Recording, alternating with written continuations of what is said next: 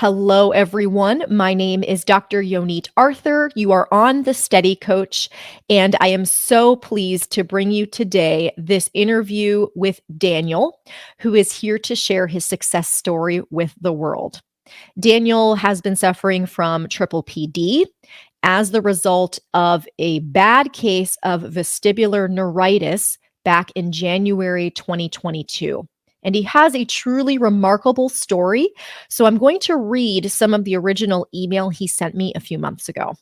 What Daniel shares here, what I think makes my story unique is that I was born with a rare metabolic disorder called carnitine deficiency. Now, this is a generic term because the doctors are still unsure of what caused this. It's not hereditary. When I was born, it was very rare, and since then has become a little more common, but still lacks a diagnosis. What this entails is that I have an enlarged heart, low muscle tone, and fatigue easily, among many other things. When I was an infant, doctors told my parents to love me and take lots of pictures because I wasn't going to see my second birthday. Well, as I am writing to you now, that was not the case. Now, why am I telling you about my underlying condition? Well, you talk about past trauma and such, but for me to be able to function and be a regular person in society, I had certain physical limitations that required me to develop a sixth sense, if you will. I was always hypervigilant of my environment, an attribute I loved about myself. I was always so aware of my surroundings, contingency planning, and sizing up certain environments I was in and planning on what could happen. For example, if it was an area where there were a lot of steps or long walking distances, I was always looking at them as what is my best plan of action to attack that if I had to. I may not even have to, but I always had to look out for things of that nature. I bring this up because without even thinking about it, I didn't realize that this was taking a toll on me throughout my life. And then once I experienced my super stressful job, stress, and pressure that I had never had before, my stress bucket, as you refer to, I think just broke. It didn't even just tip over. I think it just imploded. So, this is the background that Daniel came to vestibular neuritis with, which explains a lot about why his symptoms became chronic. But he's here to tell you about his story in his own words. So, please enjoy this interview with Daniel. All right, Daniel, we're live and just wanted to start by thanking you for coming on. No, I appreciate you having me. I know I reached out to you and I think early September and just kind of Mhm, explaining my story and mhm, just I guess everybody thinks they're unique. I think I'm unique in the aspect, but in terms mhm, of the chronic dizziness and everyone's the same. Everyone experiences same symptoms and mhm, having found your stories and your channel, we were looking for answers early on and mhm, having found an initial answer, I'll get into that in a minute, but just having mhm. found your channel has been a lifesaver for us. I know for many others because it's not just me going through it, but my parents have been in my Mm, rock in this, and they've been my support system, my family, my brother, my sister-in-law, mhm, everybody in my family. So it's not just me, but everyone's had a part in it, and I want to mhm. thank you for that as well. Yeah. Well, you are so welcome. It's honestly such a privilege. So, yeah, well, you've got quite a story. So let's focus on that, right? So you really had stuff going on before the dizziness, right? So Correct. do you want to talk about that a little bit? Yeah, absolutely. I was born with a certain metabolic condition called carnitine deficiency. Mhm. Um, it's not hereditary. When I was about an infant to 1 years old, my parents started realizing that I was more floppy. More. Mhm. I just couldn't control my head. Mhm. Lack of muscle and development. And we started seeing some doctors, and some had good answers, some didn't. One, kind of just told my parents that go home and love you for, I wouldn't see my second birthday, but Mm. started doing some more tests, a couple of muscle biopsies, and long story short, there's no correct term for it. What they call it is carnitine deficiency. So Okay. you can get carnitine at GNC, like some bodybuilders do it, but I lack carnitine in my body, Mhm. but I need the purest form, so I take it 3 times a day for the rest of my life. Mhm. I'm a high risk for heart failure. Mhm. I have my heart doctors back in New York City that I just came back from, Mhm. last week, and I see other specialists too. But I have an enlarged heart, increased heart rate, Mhm. low muscle tone. I fatigue easily. Mhm. Um, where I don't produce carnitine, so carnitine breaks down the fatty acids in food to produce energy. Mhm. And you can see like when I walk, I'm a tall walker. If you saw me walk, you can see there's something off. Mhm. Mhm. Um, so that's kind of that in a nutshell. It's lifelong, see doctors and specialists, but it's not stopped me from living my life. I've lived a normal life. Do I have certain physical limitations? Absolutely. Mhm. Um, but that's I went to college, got my master's, started working. Mhm. Never really stopped me from Mhm. doing outdoor sports. Always been outside fishing, hunting, playing golf, Mhm. doing certain things. So Mhm. I know my limitations, but it's never stopped me from doing anything. And that's Amazing. kind of my underlying story in a Mhm. nutshell. But yeah, so Yeah. So, but you have this background in which things just didn't come quite so easily, right? Things were a little correct. harder for you. Did you feel that as a kid? Like that there was kind of this background like I have to work harder than other people, or was that You I think that's what we talked about earlier about my mental preparation and just preparing for this interview Mhm. with my notes and such. Mhm. I always knew that, you know, I where I needed to like, excel to kind of like offset, if that makes sense. I've Got never it. really said it that way, but Mhm. I always knew I had to be mentally prepared for things, and Mhm. that's where I could outwork people because the physical limitations were some stuff that you couldn't change, right? Mhm. You know, but when I was younger, I mean, to be honest, I never had, I always had a good friend group, always had supportive family that where like it never really was a factor. Like, oh, it's who I am, right? Mhm. And it's what I was born with, and it's made me who I am, and I wouldn't change it to be honest. So, Mhm. um, it's never really been a factor in that aspect, but I think it's really made me excel in other areas. So, Mhm. Mhm. Okay. So we're going to come back to this in a little okay. bit. So why don't we switch gears a little bit and tell me Mhm. how about when the symptoms started? Why don't we go there? Yeah. So, I had taken a job up in Buffalo, New York, and I work in athletics, and Mhm. it was a really stressful job. I mean, more stressful than I'm used to. And Mhm. working the area of athletics I work in, it's a 7 day a week, 365. There's no off button. Mhm. And I had decided to make a change after the year went along, and around November, I decided to move on, and then Mhm. kind of just decompress for the holiday season. Came back home with my parents, thankfully, and Mhm. around the beginning of January, I started feeling, some like off symptoms. But I don't think my parents are probably gonna see this from the first time. But during my work tenure up in Buffalo, there were some instances where I did have some like dizzy spells, Mhm. where almost like you're about to faint, right? And a couple of guys in my office were like, "You okay?" And just it Mm. passed, and I moved on. Went about the day, and then January after I came home, I started feeling some symptoms. But previous to that, I had gotten uh, the COVID booster around in December, Mhm. Mhm. and then So this I was got last year, right? 2021? yeah, so it's Mhm. almost gone up on a year now. Mhm. Okay. Correct, and 2021, I believe, Mhm. yeah, Mhm. and um, and I got the booster, and then I got COVID close together. So, and then January they really started getting worse, Mhm. and couldn't figure it out. Went to the ENT like 5 times, like Mhm. most people, Mhm. on your Mhm. channel, and Mhm. nothing's changing, right? Tried prednisone, thinking it was an upper respiratory that was really deep in there, and it wasn't, Mhm. And finally, he had mentioned a few things about vestibular things, and arrogantly on my part, I'm like, there's no way, right? And then he Mhm. sent me for a VNG test, and it turned out that I had 0% function in my right vestibular nerve, and Wow. I had chronic ear infection as a kid to the point where I had to have a graft done on my right eardrum. Wow. So I was no stranger to ear infections and that kind of stuff. And Sure.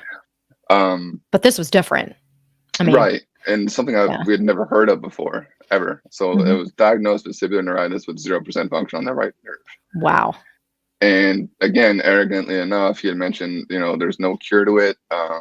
There's just physical therapy. And I said to my dad, and I'm like, I said ear therapy, like, and but you know, finally I agreed to it, and they put us in contact with a amazing amazing person by the name of Megan in the First Colony Aquatic over here in Sugar Land, Texas, and Mhm. she's been Mhm. amazing for me. Mhm. And I can't thank them enough. But let's fast forward. I had some of my ups and downs. My symptoms, like everybody on this channel. Mhm. The rocking, the swaying, the anything, the visual aspect, the brain fog was scary. Mhm. And there's this. I was trying to describe my parents the dissociation. I would call it as numb. Right. And then one day we're out back and I'm looking through your channel and I found your video on dissociation. So I thank you for that because Sure. I couldn't Yeah. explain to them what it felt like. And then Yeah. they watched the video of you hitting it on the nail. Oh, And good. that was scary for me Helps to because hear, though. It right, helps to be seen, right? I mean, it's for people to get right. it. Yeah. And that was scary for me because I've always been so hyperactive, and I know we'll get onto that later on because I had to with my Mhm. physical limitations. I always had to be mentally one step ahead, like seeing the big picture, I think my surroundings and Mhm. taking that away from me, Yeah. being one of my strongest attribute was a scary part for me. Mhm. And then the brain fog too. And so when I was going through my PT, like they literally dumbed it down for me, like no phone, no TV, because everything you would never think of is so stimulating for for your eyes Mhm. and for your brain, right? Mhm. So to the point where like I couldn't even walk out in the sun because it was so it was so stimulating. Mhm. And then laying down in bed where like your brain feels like a water bottle, right? That's what your Mhm. brain feels like. Mhm. And but going through that, there were some dark times. There were some hard days where it was worse. It's not a linear progression. It's always Mhm. up, down, good days, bad days, Sure. and some days you can't pinpoint what's changed, but you just know the difference, good or bad.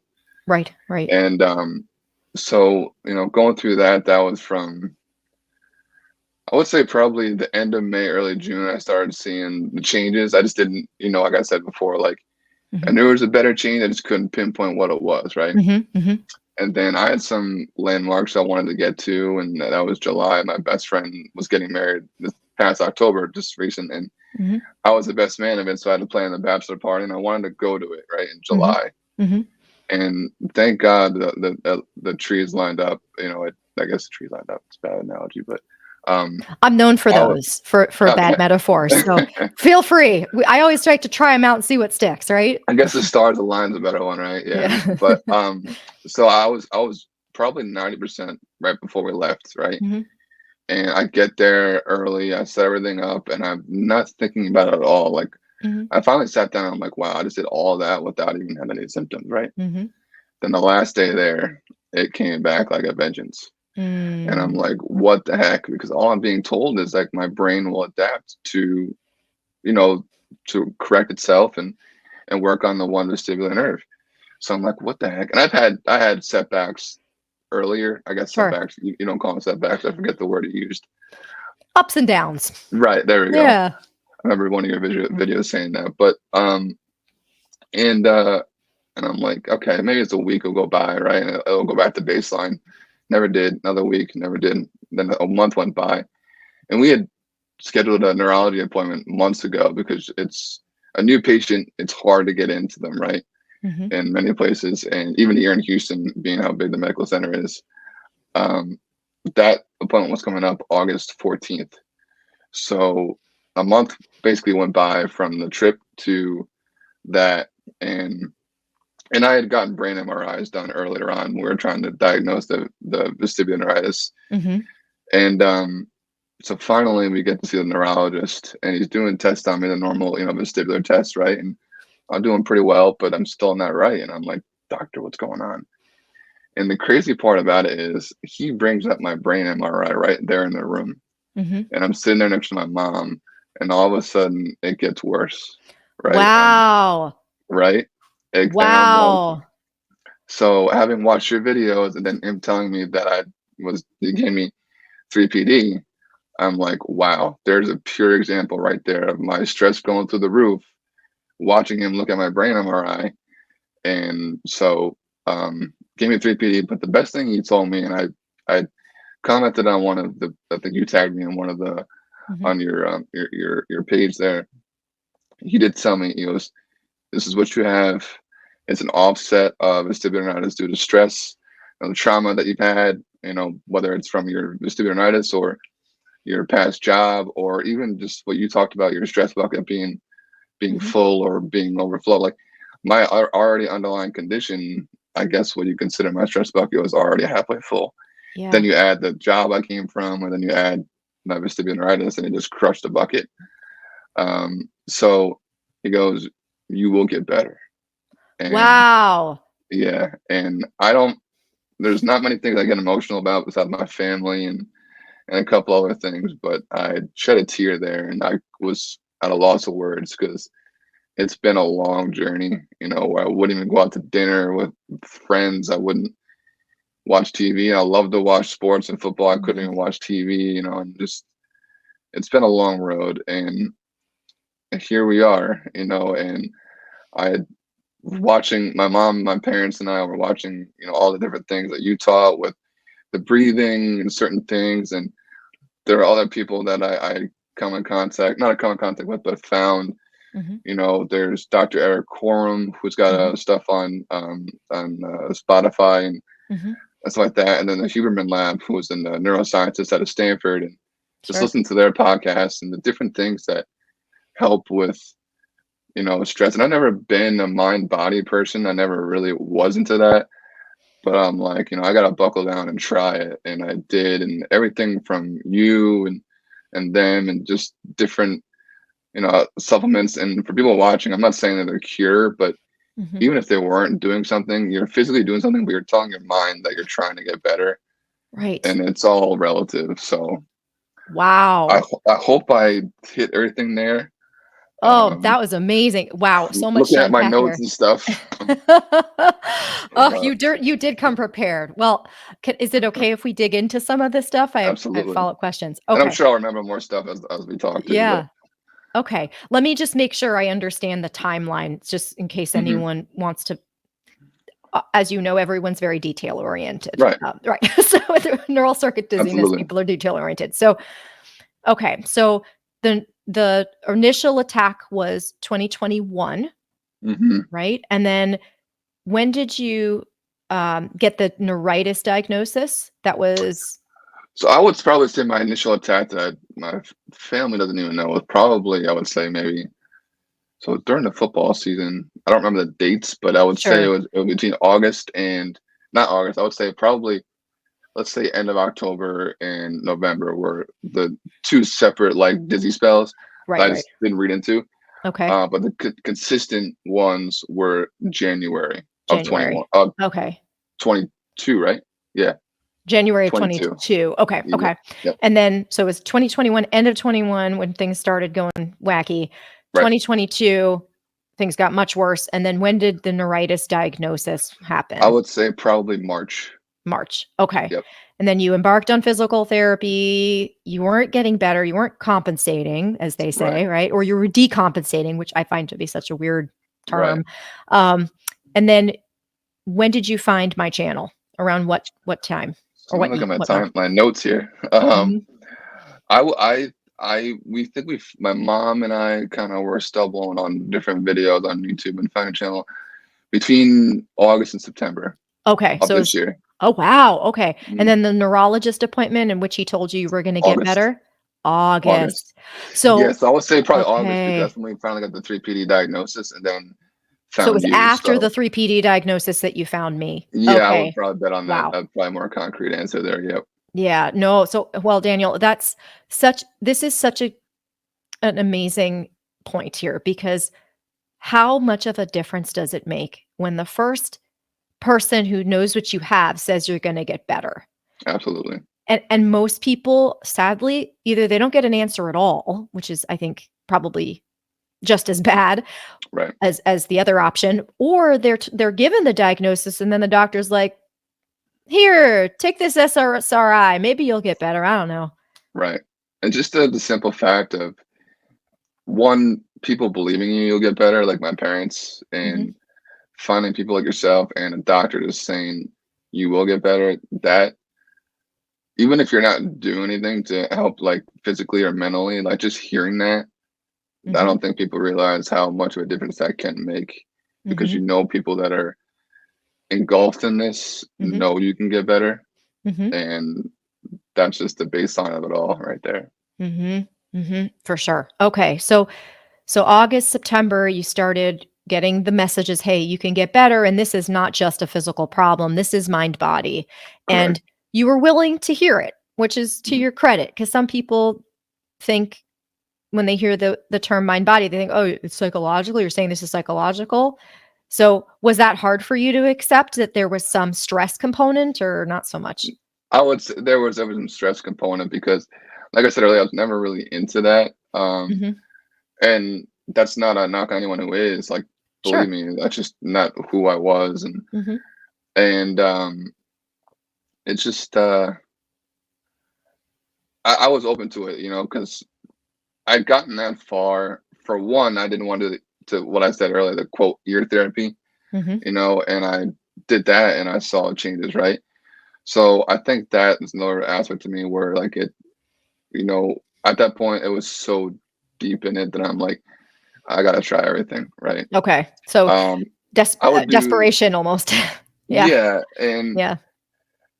I'm a big person in like looking to the future, and that was probably what dug me into deep holes mentally. Was like, shoot, I worked my butt off to get to where I was, and finally catch my break at my previous job and get to where I was, and that didn't work out. Now I've got this going on, right? And Mhm. where am I going to be in if it's the rest of my life? Blah blah blah, and just trying to change that mindset. I definitely bought into, and like I said earlier, my parents being my biggest support group, and my brother and my family, Mhm. being able to hear them say like, just focus on you. And literally, I've never done it before, but I turned the switch off on my future and being like, this is my sole focus now. And that was a great, I know everyone doesn't have that ability to do that, Mhm. but I did. And I And it guarantee you worked. that was yeah. Yep. Yeah, it worked for you. Yeah, sometimes I worry about people when they do that because then they're so preoccupied with it, but it sounds like you took the right approach. You viewed it as a personal growth opportunity Right. rather than, "I'm gonna fix this, like, right now." Right? Yep. Yeah. Wow. Okay. So, I hate to bring us back to symptoms, but because I No know worries. people are gonna ask. So, Hmm. when you were at your worst, can you describe your symptoms and tell me kind of what it was like for you? Yeah. For me, I mean, the laying in bed, like I showed her with the water bottle, and your brain almost feeling like that. So you had movement even when you were still, like you felt Correct. rocking? And I had Okay. that with the vestibularitis and then the 3PD. I think Okay. that was probably the first symptom to go away with the vestibularitis, Mhm. and then the first symptom to come back with the 3PD was Okay. that. Mhm. Mhm. Um, the disassociation for me and the brain fog were the scariest parts, Mhm. Mhm. because my mind was my strongest attribute, Mhm. um, and then my ability just to have um, that sixth sense and that proprioception Mhm. was what got me, through life, to Mhm. basically, and I think that's what helped me excel in my job too, was basically being able to plan and, like I said, think ahead, right? And Mhm. I'm thinking of certain things around me in my surroundings that people probably weren't even thinking about, and just the detail of certain things around me of what could happen, where can I go, if like for instance, like if I was in a stadium somewhere and there were some big steps for me, big steps are tough with my just underlying condition. So I would walk up to a place and quote unquote size it up Mhm. and look at like how is my best way to get out of here, Mhm. Mhm. and that's so having that taken away from me was scary and Wow. tough. Wow, so you kind um of were already in that mode long before any of the dizziness. There was already it wasn't anxiety. It doesn't sound like you were, like, highly I anxious, guess but just compensation, what it wasn't, right. just I You guess were you could call it that. you were in danger mode. I mean, it's like you were Yeah, preparing, right? right, exactly. Mhm. Yeah. Yeah. You had this rocking, you had this brain fog, dissociation, and what about screens and moving? Were those Screens, things yeah, okay. yeah. Yeah. That's why like my physical therapist, she's like, and my job was heavily on screens and Mhm. social media and monitoring that kind of stuff. And Mhm. she said, put it away. And that was tough. I mean, TV, I was good getting away from. Mhm. The phone was another story. Mhm. So the point my mom would yell at me, like, put your phone away or I'm going to take Mhm. it, and Mhm. I was back to being a little kid again, Mhm. and, but that was tough. The blurriness aspect, when you wake up in the mornings at times and, you look at a bright light right away and you see the aura around it. Yeah, yeah. Mhm. That's kind of what it felt like majority of the time. Mhm. Um, the screens, sounds weren't an issue for me. I've heard people have that problem, maybe, I guess. Mhm. Um, but screens, the rocking and the swaying, Mhm. standing, of course, the rocking and the swaying got the worst. Okay. What about walking? No, walking, I knew something was off. I Mhm. didn't drive for a while either, too. Not that I Mhm. couldn't, I just chose not to. Mhm. Walking, I was, I guess, okay, but I knew Mhm. something was off in terms of like the visual comprehension of things passing by me. Like Mhm. I've never had the problem of worry that I'd fall, Right, right, right. which is amazing given this condition, and Mhm. some people have. But moving, like driving in the car, going to my first physical therapy session was the first time I've been in the car in like 2 months. That was Mhm. rough. But after that, sitting in the car, I don't want to say normal, but I felt better, Mhm. which was Mhm. weird. Mhm. Um, then It's after that, not weird. I'm so glad you said that because that's one of those weird, like, doesn't quite make sense type of things, right? exactly. Yep. Yeah. Mhm. Um, but I started driving later on and Mhm. I started doing certain things like you would say, and Mhm. kind of walk into a store for a couple minutes and try that. Mhm. My physical therapist did the same thing and see how I felt like that. Aisles were definitely tough for me. Mhm. I'd probably do it like maybe like once every other day at most when Mhm. I was starting to try and integrate certain things.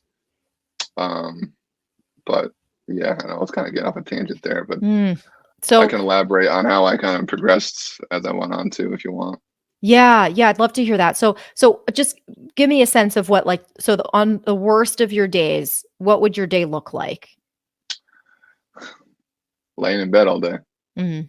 Yeah. So Um, yeah. yeah. Wake up, have my coffee, and I got to the point, and I know one probably would label this as depression, but I'd never felt depressed. Mhm.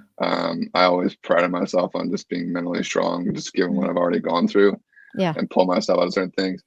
I would The mental fatigue, obviously, on top of my physical fatigue, what I already had was a big thing. So Mhm. I'd sleep. I'd always have a nap in the middle of the day, probably twice a day, Mhm. Mhm. because sleeping would take away the symptoms too. And also, Sure. I was just exhausted, just from the override of the my brain and everything else. So Yeah. Yeah. Was yeah, it was it definitely sedentary most days. most days? Okay. Yeah. All right. So I guess now let's catch up. So catch me up. What's life like right now? Well, I really listened to what you were saying with a lot of your stories and what you explained. Like literally, I started going back to the gym, Mm. and that was weird. Like I would say to my parents, I Yeah. felt numb. My dad Yeah. like, "Well, I go." I'm like, "Well, I felt numb, but it's a dissociation." Yeah. I started going back to the gym because I hadn't worked out in my my past job. Like I just had no time, Mhm. literally no time. I Mhm. prioritized sleep as much as I could, Mhm. and then came home, decompressed. This all happened. I stopped going to the gym, Mhm. and I finally, after all the videos and certain things and listen to podcasts and Mhm. basically just exercise is the best antidepressant, right? And I also Amen. saw that, and I love to go to the gym. I may not look like it when you see me. Like I love to go to the gym and do certain Mhm. things. But you know, I also told myself like doing all these actions, the gym, certain movements. it's also, it releases certain, I'm sure, you know, I guess endorphins in your body too, but Mhm, it also is going to help your body recalibrate. And that's the way mhm. I told myself was just go do it. I know it's going to be rough at first, but over time, I noticed see my rocking and swaying really depreciate. Now Nice. the visual aspect was still the same, Mhm, but I noticed my rocking and the swaying started to get a lot better. mhm. Went with the Um, gym. Amazing. right. Yep. Mhm, mhm. And just to see the slightest improvements, I'm sure anyone on on the channel would say that too. The slightest improvements go such a long way on top of just someone saying you're gonna get better. Yeah. So It gives you I would do momentum. right. Mhm, I would mhm, do that. And I was doing that for a while, still doing that. mhm, To the point where I probably get some anxiety not going. mhm, But mhm. started doing that, and there's certain other landmarks that I wanted to tackle. Like I had that wedding coming up in October, which I wasn't perfect for that. Mhm, I had a speech I had to give, so I was a little nervous for that. mhm, Um, and I do like to have a couple, sociable drinks here and there, and I wanted to mhm, be able to tackle that. And mhm, I knew that was definitely a one that I was really worried about. mhm, I amazing. I just said like, one day I'm gonna have one drink, and I did, and that's all I needed was just to tackle it like that. And now, of course, I'd only do it when I'm at social events, but mhm, that's just like an example of me trying to tackle something that I was worried about. mhm, Then I wanted to eventually go to the gun range, go play golf, and do all that kind of stuff. And then that whole time span, I had trips between going back to New York for weddings, going back to New York for doctor's appointments, going back to New York for my grandparents' 60th wedding anniversary party, like all stuff that was definitely like back to normal life that were definitely stressors, and I mhm, tackled them all. And finally, I went and played golf with my cousin here. Like, I didn't think about it. Like, there are certain spans of such busy times for me in the past 2 months that I look back on and I'm like, I just did all that without ever thinking about a symptom. mhm. You know, and there were times where like I felt a little bit like I was just like in downtime, but it, I'm back to normal life now, and I'm got a few things lined up.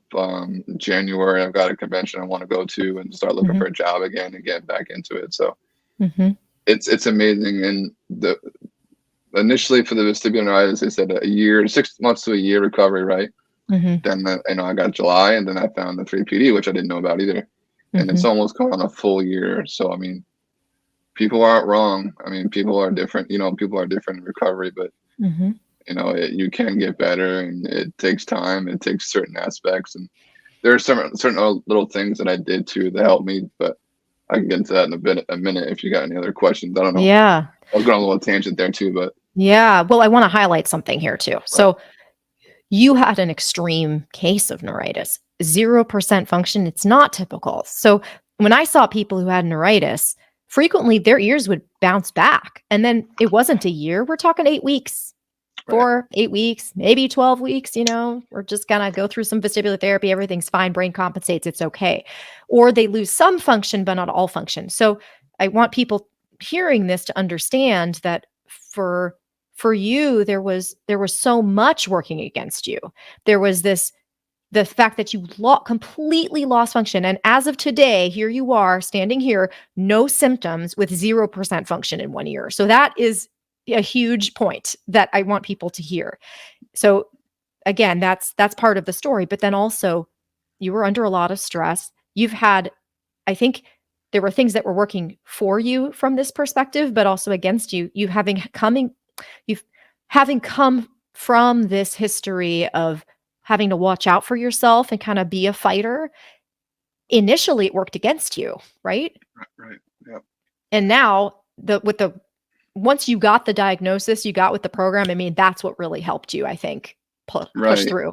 And that's why I said earlier that personally, like everybody will think their story is unique, and that's why I originally reached out to you. It's Mhm, like, you know, everybody that's got a chronic dizziness story, we're all in this together. We're all in the same area, but my underlying things, and that was a worry for me too. I always had a mhm, problem with my walking gait, so mhm, I always had that in the back of my mind. Like, is my brain gonna be able to override both of these things? Where I right.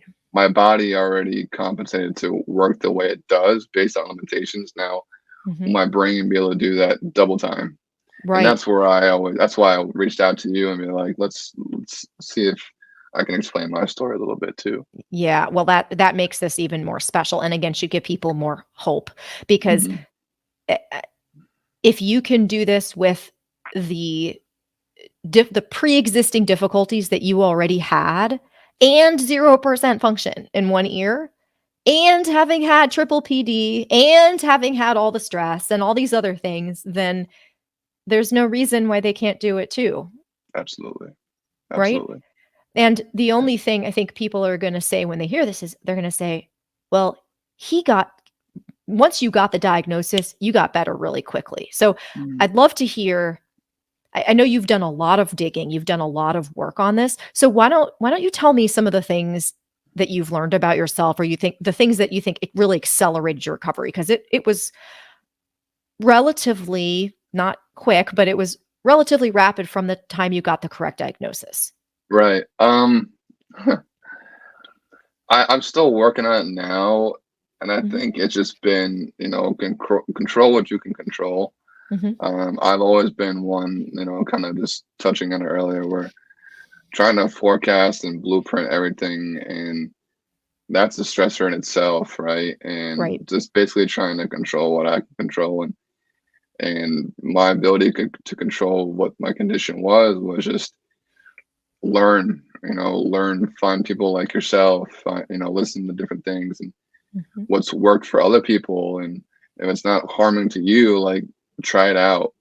mhm, To the point where I've always worried about what people thought about me, and always been a people pleaser, mhm, like what you've mhm, mentioned before, right? mhm, And that, I guess, it's worked against me when it come to this, mhm. and it's probably put me in the position I am given my last job because I was a people pleaser, and just learn, yeah, like I said, just to control what you can control, and look out for yourself most importantly, but not to the point where it's, I've always been a person that cared about others, not to the point where it's sacrificing that in a certain aspect. Sure. You got to find that happy medium. But yeah, I guess just control what you can control. And Yeah. I went to see my heart doctor this past, I was back there 2 weeks ago, Mhm, and I filled her in on what I'd been diagnosed with a 3PD, and mhm, and she told me too. She goes, "You'll get better. You've never been one." And I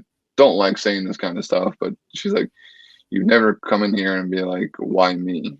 mhm, And hearing that is definitely it's comforting.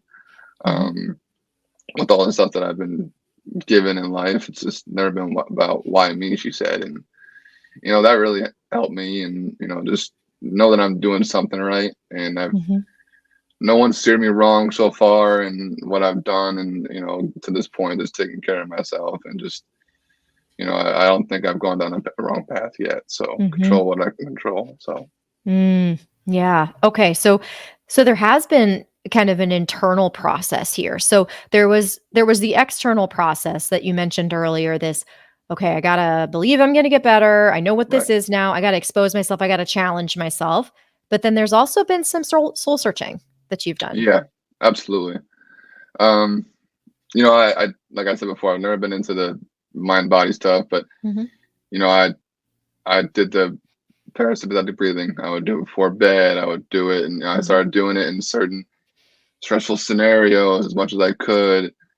I even tried doing the binaural beats. I learned Hmm. that from the Huberman Lab, and Hmm. I would Hmm. listen to it before I go to bed, or reading a book. I'd do that just to, So even it's if it wasn't calm the nervous right, even if system. it wasn't doing anything Hmm. that I know of, it was another, I guess, wrong way to look at it, but another check in the box mentally, Hmm. where like Hmm. my body knew I was trying, right, Hmm. and it Hmm. put me in an easier state. And different supplements that I already took, like magnesium, or Right. then vitamin D3. Then I even saw like creatine too was now being studied for brain function Hmm. too. And then ice baths or morning sunlight, like stuff like that. And Hmm. I was open to it all, right, and trying Hmm. it. And Whether it's actually changing, I don't know, but there are times where I felt like I felt better, absolutely. Mhm. But again, it's all mental too. It could be, I don't know, but Mhm. it was something that I could control, right? Mhm. Mhm. Trying new things, and Yeah. that's what I've been. And then even ashwagandha too. My buddy that I worked with had taken that for stress too, but stuff that I was trying, right? Right. Controlling what I can control.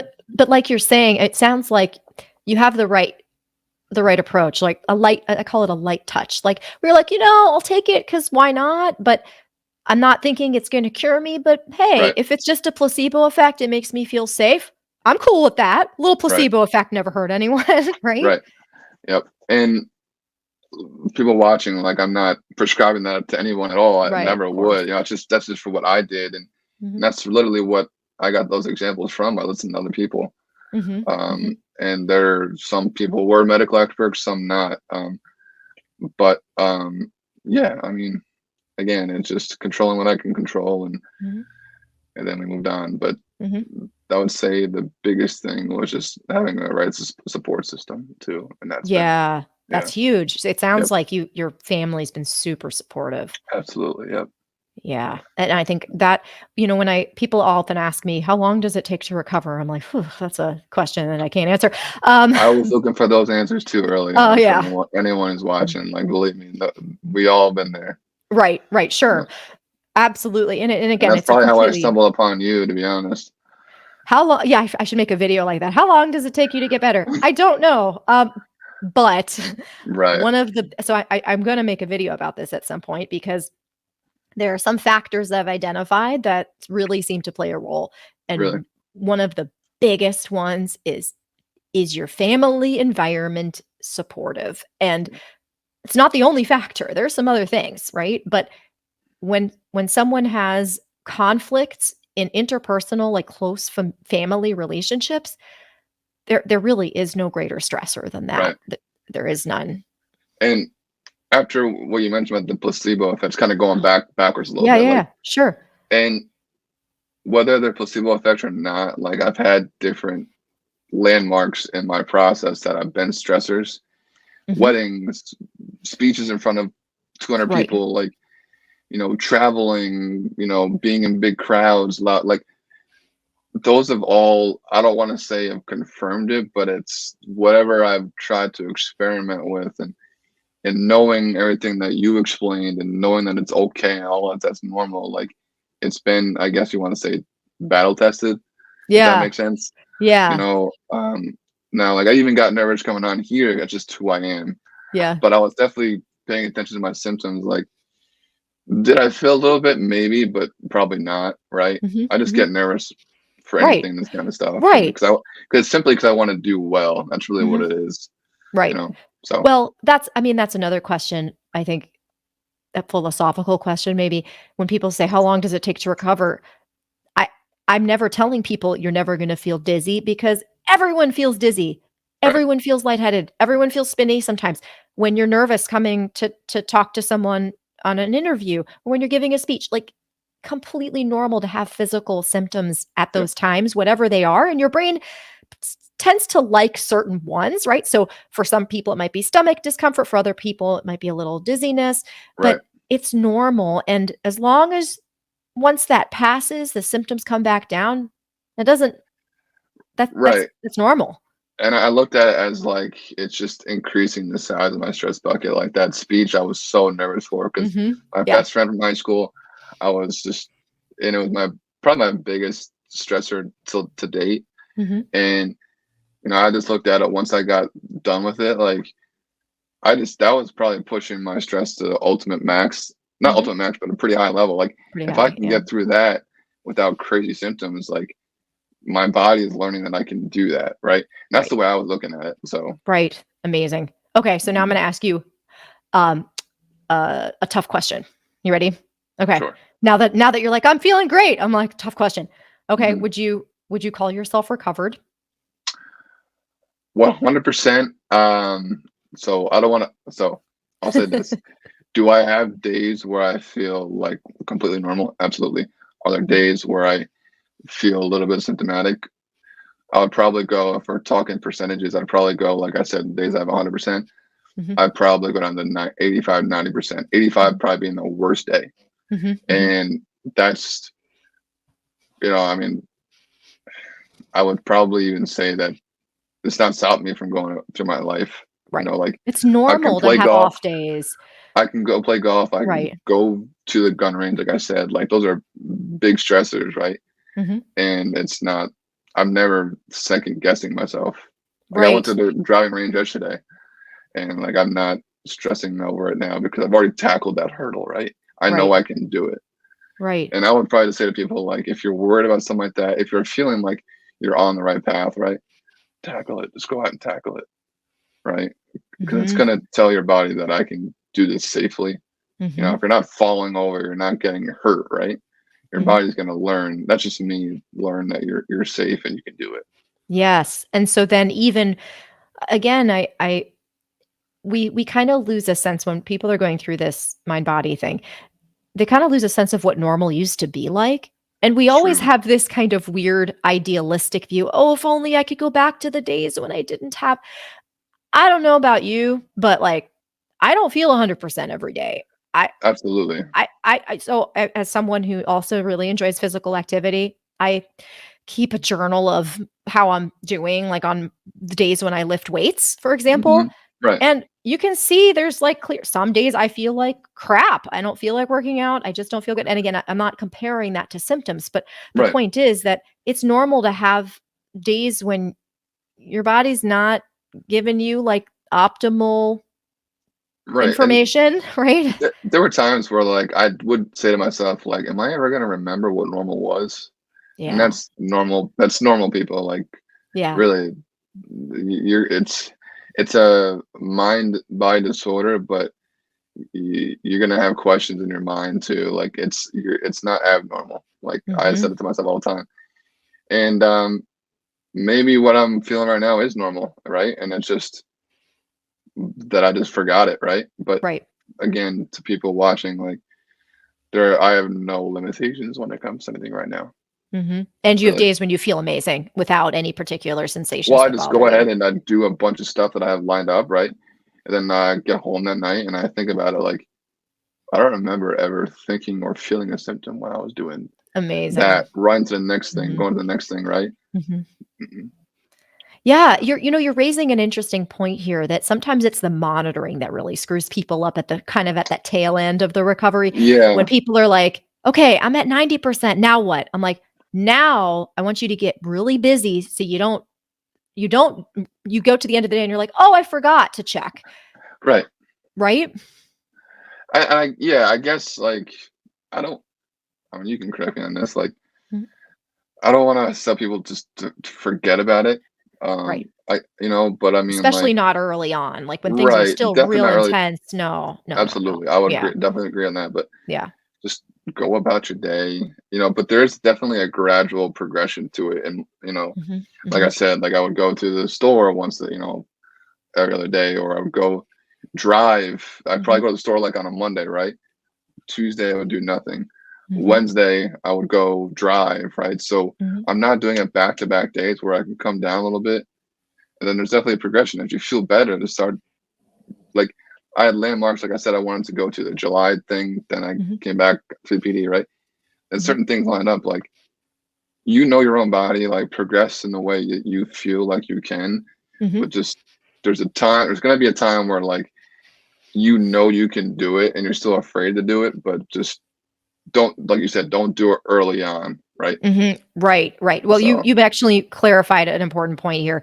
So, it looks a little different early versus later, right? I it mean, when does. people Yeah. are really in the thick of it, it's it's very different. It's very 'Cause different. I think sometimes it can actually get you into trouble when you're just like, "I'm just gonna pretend this isn't here and just keep going." It works for some people, but Right. that doesn't always work. There is some I think this is my bias maybe, but I think there does at that stage need to be some growth, some soul searching, some like, okay, where Absolutely. did all this come from? Like why is this happening to me? What can I do about it? And I think that for us, for my, I mean, I say us because my parents were heavily Mhm. involved too, was literally almost watching. probably watching every one of your videos. Now Oh my gosh. I haven't in a little while because I've just been Because you're someone because you're busy. Yeah. right. But there was a time when I was going down my YouTube channel and like, on the bottom of the preview, you can see all the red line already gone through. Yeah. Like literally almost every one of them had the red line completely through, and just learning, I would say probably the earliest stage, right? Because Mhm. while you're doing that, you're going to learn that everything you're going through is normal. Now, Mhm. Mhm. does it stink? Absolutely, but it's normal. People who have this, they go through it. Mhm. And at first, I thought I was the only one, and then you start seeing things. Um, but then, one thing I will say is, I some people are saying, why don't you write down a journal of how you feel in certain days? Mhm. And I tried that, and I'm like, it kind of reminded me of my symptoms too much. Mhm. Mhm. So I was like, let me just stop doing that. Yeah. And it's different for everybody, but for me, Mhm. that wasn't a mechanism that worked for me because it was kind of reminding me of my symptoms. And I'd sit Mhm. down at the end of the day, right? And I had to remember morning what I felt like, midday, right? So I'm Right. revamping on all of my symptoms, Right. and it's You don't just wanna like, monitor it. Yeah. right. So that didn't Right. work for me. Now it could work for somebody else, but it didn't work for me. No, on the contrary. So let me clarify that because that's such a great point. So I was taught in vestibular therapy training to have people monitor, and Yeah, my uh, physical therapist did the same thing. right. Yep. And oh my gosh, no, I don't have people do that at all. When I tell people to journal, I say, I want you to talk about everything but your symptoms. I want you to Right. talk about your life, like what is bothering you about your life. And they're like, when people are really in a tough place, which you've been in, the only thing you can really think about is your symptoms because it's just Right. so dominating because you just feel like such crap all the time. And in that case, maybe it's not the right time to journal because if you're Yep. not able to kind of think about some of the other things that are going on, then you don't want, like you're saying, you don't want to rehash and remind Right. yourself of the symptoms all the time. It's not helpful. You're probably thinking of your symptoms and like the future, like I was. It's like, Mhm. what's next, right? What's And next? So those are the two big things for me. Was yeah, that reminds me. So how has that changed for you? You said you were always the 5 steps ahead guy. So you said one of the biggest lessons for you has been control what you can control. Like right. how's that been for you to make that little mindset switch? Early on, like and when I was feeling it was December, excuse me, feeling the symptoms early on in like January, I was in between jobs, right? And I was doing things. I was doing some professional development. I was doing some leadership courses that would help me get some athletic administration certification. Mhm. And I'm sitting here and doing it, and my mom would walk in and she'd be like, "How you feeling?" I'm like, I just hard to look at the screen. The next week, physical therapist said, "Stop looking at screens," right? And so it's like that was tough for me because, like I was saying, is I had to stop kind of progressing to my future there, right? Right. So that's, I guess, what switched to me was the podcasts, just listening to podcasts. Mhm. Mhm. Going down for my mid afternoon nap because I was so tired. It was just be 3 hour long podcasts, right? Mhm. Now that got old for a little bit. I then sports started to pick up, and I literally would lay there and listen to it, Mhm. and have a pill over my eyes because I'm not supposed to watch the screen. But Mhm. kind of to your point of like how it's been, I kind of now am I perfect with this? No, I kind of just said to myself like, I I've always gone to Catholic school my whole life. I went to Catholic school for 12 years, from first to my senior Mhm. high school. And I've never been, a crazy, I've always been in my faith, right? But Mhm. I've Mhm. literally just, I've literally said to myself, like, stuff happens for a reason. God will pull me in the right way. And Mhm. believe me, like, I don't go to church every Sunday, but Mhm. I truly believe that my relationship with God is between me and Him. So Mhm. that's kind of what I shifted to. It's like, um, just where you're supposed to be is where you'll be eventually. I've got good people in my family, good people in my profession, and I've got mentors that look out for me, and that's what really helped me switch. Like Mhm. focus on me now, and when the time is right, I know those people will help me get to where I want to be in my Mhm. profession. So just Mm. having good people around you is probably what the baseline of that is. Mhm. That's So, beautiful, and I'll tell you, I mean, it is there is a leap of faith that has to happen, and I right, do I do find that people who have some kind of religious belief sometimes have an easier time making that leap of faith. It's not the Right. requirement for people. I mean, they can No. just have faith, but have faith that they're going to get better. But the idea of there is some component here of surrender, not surrender like in the I give up and I'm just going to live like this No. forever Yeah. way, but in a Just like talking. just Just letting, talking. That's all my yeah. brain has been. Just Mhm. talking to them. That's really it. And Mhm. believe me, like my mom is like, you need to come to church more on Sunday. But Mhm. I believe me, I'm not one of those. It's just Mhm. I know that I'm talking to someone who's got control, and that's really all. And I've got people that I've passed up to that I talk to. It's just something as Mhm. simple as that. Like just Mhm. For you. Mhm. knowing there's Yeah. people all around you, and just putting people around you if you can. I know Mhm. everyone doesn't have that luxury, and I'm grateful for that, right? But Mhm. that's really what it's Amazing. been for me. It's just kind of, again, like you said, control what I can control, and just having good people around me is one thing I can control, and knowing that they'll help me when I need them. So Mm, wow. Okay. Well, I feel like in this interview, you've given people tons of great advice. So I I think they should go back and watch it and write down some of the advice you've given. Go do things like go do the things that you're afraid, have faith, and have a good support system around you. Notice those components in your life that might have kind of led up to you being in danger mode. So these are some of right, the things you've talked about. So what other advice, if anything else, would you offer to people who are going through this? yeah. I mean, the advice to recovery, I mean, I guess is, of course, watch every video if you can of yours. Um, um, but it's what worked for me, right? And if people can listen and try the things that I did, or have the, I guess, the blessing of people being around you, Mhm, do it, right? But if that stuff's not for you, like I said earlier, is the if the mind body stuff wasn't for me, mhm, just be open to trying it, right? mhm, I early on, I had no people went on some anti-anxiety medications, right? And I have nothing against that. People do it, right? mhm, But mhm, I wanted to try I guess, the more natural way, and just, but like I said earlier, I had the luxury of doing that. Luxury, might be the wrong word, but I had a mhm, family that was willing to support me, right? I mhm, know people don't have that all the time.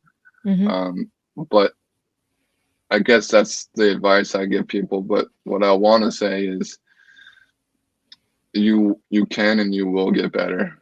The timetable for me, I'm really impatient when it comes to timetable like that. Um, the timetable won't be. I'll tell you, it won't be what you want it to be. But just know that's normal. mhm, Um, and you can get better, and it's a long road. Um, it's an invisible disease, I guess. mhm, Um, mhm. but yeah, you can get better. Mm, and you're not alone. Yep. Yeah. So Wow. I feel like I shouldn't even say anything else and just kind of let that echo into the night. I mean, I hope, I mean, as much as I could. I mean, I got Yeah. 4 pages of notes here and stuff like that. But Yeah. I That was mean, uh, mhm, it's I will say that exercise for me, I know everybody doesn't exercise, but mhm. exercise for me has been great. And I remember, I think I'd emailed you one thing. I follow someone on Twitter called Project Patel. He used to work for the New York Giants. He was a strength coach, Mhm. and he's big on Twitter. He puts in some great stuff. And I think I screenshotted it to you, but he put a quote out, and I'm sure someone else Yes. said it, but he put it out. But it said, depression inhibits neuroplasticity, and exercise restores it. And believe me, it's really been a big thing for me. And I didn't even know what neuroplasticity was until I found you. Um, but really, if it's the smallest thing of just walking, right? I saw something where somebody put a weight vest on and just some walking to basically tell your body that being stationary in that position is normal, right? Mhm, And the mhm, extra weight, I don't know, it's something just weird, but mhm. No, it it can worked for help. somebody. Yeah. So Preach.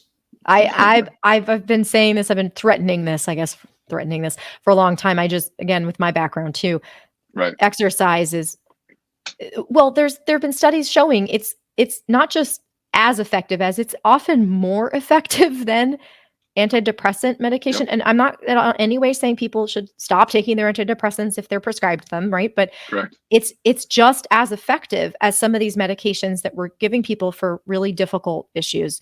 Right, And it can, and I've always said, one of the most difficult parts of having some kind of neural circuit dizziness issue is that it it makes that particular thing that much harder right, to do, right? But right. that's why it's even more powerful for people with dizziness. You get both the neuroplasticity effects, right? You get the Hmm. anti-anxiety effects, the antidepressive effects, and you're stimulating your brain in exactly the way that it needs to get better. Right. Yep. Yeah. And just kind of revamp it back to like, for me, the hyper vigilant state that I've always been in, that was just me because I had to be. Mhm. And I will say that, you know, that's come back, Mm. Mhm. and I've gotten my old self back when it comes to that. Now, is it perfect? Yet? No, not yet. Mhm. Mhm. But is it darn near? Absolutely. Mhm. Mhm. And that's just me. I don't, you mentioned this might be kind of critique towards OCD, but I've never Mm. been diagnosed with it. But like, Mhm. it's just who I had to be, right? Right. And Right. then Right. just like I said before, my preparedness with this, and Yeah. that just all that can come back, you Mhm. know. So I don't think you'll ever lose who you are as a person when it comes to this, but it'll definitely make it Mhm. tougher. So Yes, but do you feel like you have a different touch now? Like I was saying before, like a yep, lighter touch. Do you feel like you're approaching it in a little bit of a different way now with a little less yeah, urgency or a little less stress? yeah, Mhm. definitely. But I think it's still a work in progress. Like Yeah. I Yeah. I know that I have to, Mhm. and now Mhm. I know the mechanisms on how to do that. Mhm. So Yes. Awesome. so Wow. Well, this has been just delightful. Thank you so much for agreeing to do this. no, I thank you. I remember when you emailed me asking me, I was on my way to the airport going to New York, and my parents were in the car, and they're like they were so happy because I just want to say thank you because they've watching your videos on their own or with me, like Mhm. it's been a godsend for them too to really understand too, because they were ones that are like, we're not going to ask you how you feel, we're just going to tell by your mood, right? And for Mhm. them to watch your videos and to understand, like, it was their way of knowing what's going on without asking me, because Mhm. they just knew what I was going through. So I want to say thank you from my family, and for all that you've done, and for people that are doing on this channel. So Oh, thank you. You're gonna make me cry. It's such a privilege. I like I have the best job in the entire world. I it's all those great. other people who think they like their jobs, that's fine, but I think mine's the best.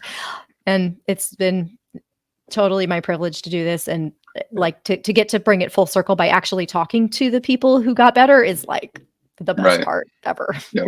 And Yeah. it can happen, people. Just stay the course. Yes. Awesome. So, All right. Well, thank you well, so much. And maybe stick around for a minute after absolutely. I stop the recording. Okay. Hmm. Hmm. All right, everyone. Well, thanks for tuning in. And of course, if you've got questions or comments, just drop them below. Thanks so much for tuning in.